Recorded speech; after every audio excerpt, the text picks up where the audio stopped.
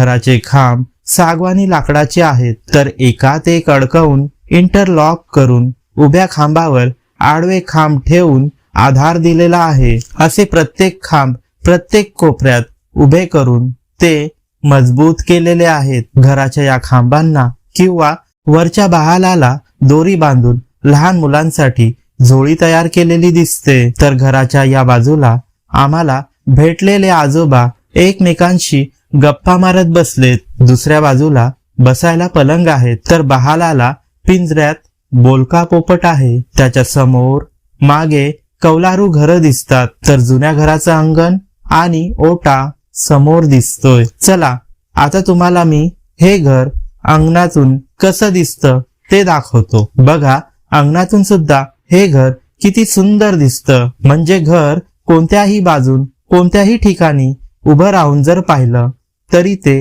फारच सुंदर दिसत होतं आणि प्रसन्न असं वाटत होतं. बसलेल्या या जुन्या पिढीने या शेणामातीच्या लाकडी प्रशस्त घरात त्यांचं आयुष्य साधेपणाने आणि मेहनतीने काढलेलं आहे. डोक्यावर टोपी किंवा गुंडाळलेला टॉवेल, खाकी हाफ पॅन्ट, सदरा किंवा शर्ट घातलेले हे आजोबा आमच्याकडे नवल म्हणून पाहत होते. एकीकडे लहान मुलांची पिढी या जुन्या गोष्टी नव्या उत्साहाने शिकत होती. बघता बघता वेळ कसा गेला समजला नाही.